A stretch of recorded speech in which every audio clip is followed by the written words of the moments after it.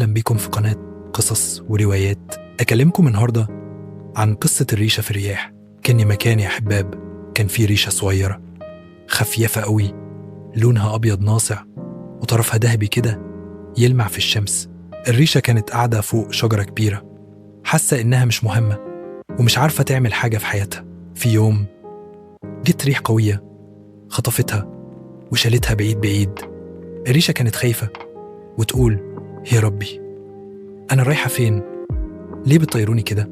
الريح قالت لها بصوت هادي: ما تخافيش يا ريشة، أنا هوديك أماكن جديدة، كل مكان هتسيبي فيه أثر جميل. وأول مكان نزلت فيه الريشة كان فوق وردة صغيرة.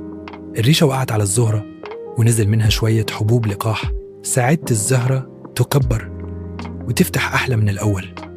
الزهرة قالت لها: شكرا يا ريشة، أنت ساعدتيني أبقى أجمل. بعدها شالتها الرياح تاني وراحت بيها على بحيرة هادية. وقعت الريشة على وش المية، عملت موجة صغيرة، حركت شوية بذور كانت عايمة، خلتها توصل للبر وتنبت. الريشة بصت وقالت: أنا كنت فاكرة إني ضعيفة، بس أنا بساعد من غير ما أحس.